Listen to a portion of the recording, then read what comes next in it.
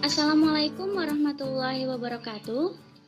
Baik, di sini kami akan menyampaikan materi mengenai komunikasi nonverbal dalam konseling yang disusun oleh saya, Filda Lifatul Farahiyah, dengan NIM 20102020037 dan Karisma Laila Ramadhani dengan NIM 20102020042. Baik, untuk materi yang pertama yang akan disampaikan oleh Karisma Laila Ramadhani, untuk waktunya dipersilahkan. Oke, Assalamualaikum warahmatullahi wabarakatuh. Yang pertama di sini saya akan menyampaikan tentang pengertian komunikasi nonverbal. Komunikasi nonverbal adalah proses yang dijalani oleh seorang individu atau lebih pada saat menyampaikan isyarat-isyarat nonverbal yang memiliki potensi untuk merangsang makna dalam pikiran individu atau individu-individu lain. Komunikasi nonverbal juga dapat diartikan sebagai penciptaan dan pertukaran pesan dengan tidak menggunakan kata-kata. Istilah nonverbal biasanya digunakan untuk melukiskan semua peristiwa komunikasi di luar kata-kata terucap dan tertulis, walau tidak terdapat kesepakatan tentang proses nonverbal ini. Kebanyakan ahli setuju bahwa hal-hal berikut mesti dimasukkan, seperti isyarat, ekspresi wajah, pandangan mata, postur, gerakan tubuh, sentuhan, pakaian, artefak, diam, ruang, waktu, dan suara. Yang kedua, ada fungsi komunikasi nonverbal. Komunikasi nonverbal dapat menjalankan sejumlah komunikasi penting. Riset nonverbal mengidentifikasikan 6 fungsi utama komunikasi nonverbal sebagai berikut. Yaitu 1. Untuk mengulangi perilaku verbal, misalnya menganggukkan kepala ketika mengatakan iya atau menggelengkan kepala ketika mengatakan tidak. Lalu yang kedua, untuk menekankan atau melengkapi. Komunikasi nonverbal digunakan untuk menonjolkan atau menekankan beberapa bagian dari pesan verbal. Misalnya, tersenyum untuk menekankan suatu hal tertentu atau mengatakan setuju. Yang ketiga, untuk menggantikan, misalnya mengatakan oke dengan tangan tanpa berkata-kata. Seperti ini. Oke. Lalu yang keempat, ada meregulasi perilaku verbal. Contohnya, menggerutkan bibir, mencondongkan tubuh ke depan, atau membuat gerakan tangan untuk menunjukkan bahwa ingin mengatakan sesuatu. Dan yang kelima, yaitu untuk menunjukkan kontradiksi. Pesan verbal dapat bertentangan dengan gerakan nonverbal. Sebagai contoh, Anda dapat menyilangkan jari Anda atau mengedipkan mata untuk menunjukkan bahwa yang Anda katakan tidak benar.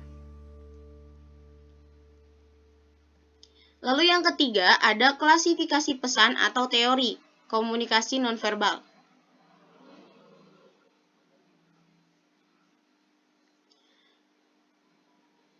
Yang pertama, teori yang pertama itu A, kinesik atau gerak tubuh. Bidang yang menelaah bahasa tubuh atau kinesika, atau disebut kinesiks, suatu istilah yang diciptakan seorang perintis studi bahasa nonverbal, Ray Albert Wistel. Setiap anggota tubuh, seperti wajah, termasuk senyuman dan pandangan mata, tangan, kepala, kaki, dan bahkan tubuh secara keseluruhan, dapat digunakan sebagai isyarat simbolik. Karena dalam hidup, semua anggota badan senantiasa bergerak. Beberapa komunikasi gerak tubuh yang pertama, ada isyarat tangan. Makna dalam penggunaan isyarat tangan jelas berbeda dari budaya ke budaya. Misalnya, telunjuk yang digunakan untuk menunjukkan sesuatu di Amerika, hal ini tentu menjadi tidak sopan ketika berada di Indonesia. Biasanya kalau di Indonesia itu bukan dengan telunjuk, tapi dengan jempol. Ada di sana gitu. Yang kedua ada gerakan kepala. Menganggukkan kepala biasanya menunjukkan respon setuju atau berkata iya. Hanya saja, di beberapa negara, menganggukkan kepala justru berarti tidak, seperti di Bulgaria. Lalu yang ketiga, ada postur tubuh dan posisi kaki.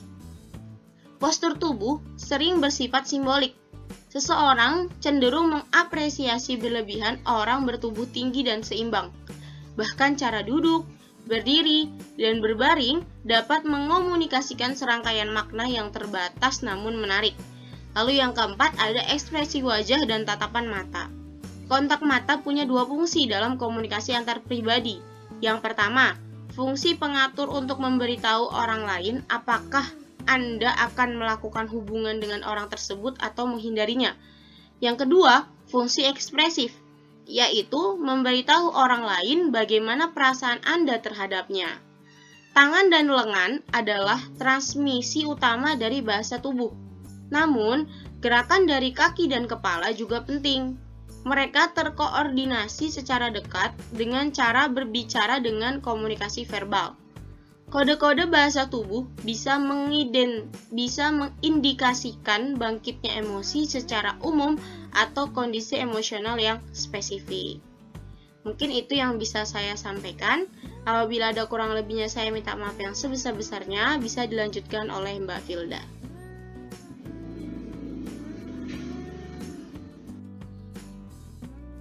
Baik, untuk yang selanjutnya ada sentuhan atau haptics.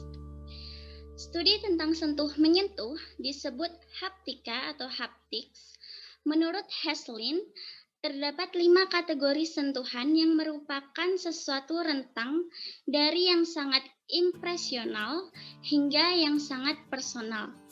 Kategori-kategori tersebut adalah yang pertama, fungsional profesional.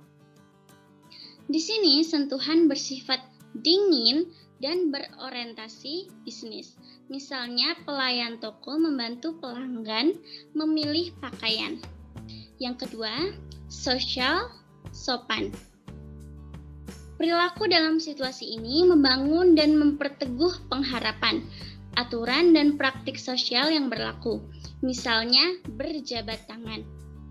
Kemudian yang ketiga ada persahabatan kehangatan. Kategori ini meliputi setiap sentuhan yang menandakan afeksi atau hubungan yang akrab. Misalkan, 2 orang yang saling merangkul setelah mereka lama berpisah. Dan yang keempat ada cinta.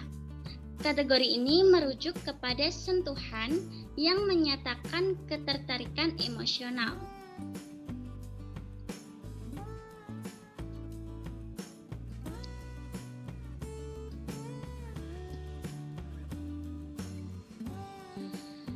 Untuk selanjutnya ada paralinguistik atau suara. Para bahasa atau vokalis merujuk aspek-aspek suara selain ucapan yang dapat dipahami, misalnya kecepatan berbicara berupa tinggi atau rendah, intensitas, volume, suara, intonasi, dialek, suara terputus-putus, suara yang getar, suitan, siulan, tawa, tangisan, gerutuan, gumaman, desahan, dan sebagainya. Setiap karakteristik suara ini mengkomunitaskan emosi dan pikiran seseorang. Pesan paralinguistik adalah pesan nonverbal yang berhubungan dengan cara mengucapkan pesan verbal. Satu pesan yang sama dapat menyampaikan arti yang berbeda bila diucapkan secara berbeda. Mehrabian dan Ferris menyebutkan bahwa para bahasa adalah hal terpenting kedua setelah ekspresi wajah dalam menyampaikan perasaan atau emosi. Menurut formula mereka, para bahasa punya andil 38% dari keseluruhan impak pesan.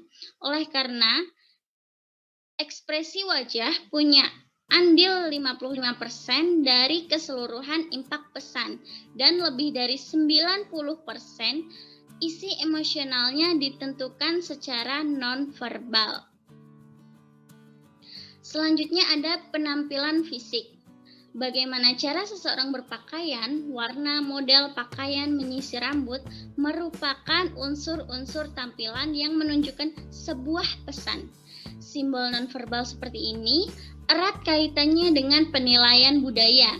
Seringkali orang juga memberi makna tertentu pada karakteristik fisik orang yang bersangkutan, seperti bentuk wajah, warna kulit, model rambut, dan sebagainya. Di sini ada yang pertama, busana. Nilai-nilai agama, kebiasaan, tuntutan lingkungan yang tertulis atau tidak tertulis, nilai kenyamanan, dan tujuan pencitraan, semua itu mempengaruhi dari cara kita berdandan. Banyak subkultural atau komunitas mengenakan busana yang khas sebagai simbol keanggotaan mereka dalam kelompok tersebut. Sebagian orang berpandangan bahwa pilihan atas pakaian mencerminkan kepribadiannya. Kemudian ada yang kedua, bau-bauan. Bau-bauan terutama yang menyenangkan, wewangian seperti parfum, telah berabad-abad digunakan orang untuk menyampaikan pesan mirip cara yang dilakukan hewan. Perbedaan persepsi atas bau-bauan dapat menimbulkan kesalahpahaman ketika orang berbeda budaya berkomunikasi. Kemudian yang ketiga ada karakter fisik. Suatu studi menunjukkan bahwa daya tarik fisik merupakan salah satu ciri penting dalam teori pribadi. Meskipun bersikap implisit, orang yang menarik fisik secara agent dinilai lebih pandai bergaul, luwes, tenang, hangat secara seksual, menarik, responsif, persuasi, dan berhasil dalam karir daripada orang yang tidak menarik. Ciri-ciri fisik seperti tinggi badan dan warna kulit, juga warna rambut, dan gaya sisir serta bentuk wajah juga mengandung pesan nonverbal.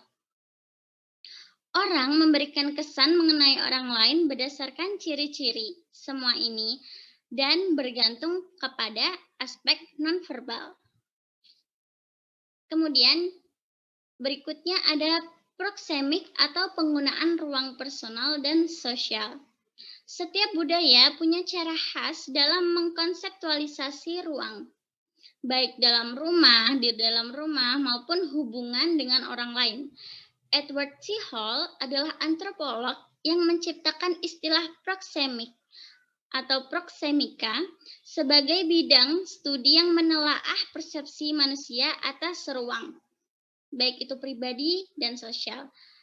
Cara manusia menggunakan ruang dan pengaruh ruang terhadap komunikasi. Ada 4 jarak yang biasanya digunakan, yaitu yang pertama, jarak akrab. Jarak akrab adalah 50 cm, di mana pembicaraan ini untuk 2 sahabat dekat. Kemudian yang kedua ada jarak pribadi, yaitu 50 sampai 125 cm, di mana ini terjadi secara sepintas atau kebetulan. Kemudian yang ketiga ada jarak sosial, di mana ini 125 cm sampai 4 meter, yaitu untuk urusan bisnis. Kemudian yang keempat ada jarak umum, yaitu lebih dari 4 meter, yang mengenai apa saja. Nah, mungkin itu yang dapat kami sampaikan. Kurang dan lebihnya mohon maaf. Terima kasih. Wassalamualaikum warahmatullahi wabarakatuh.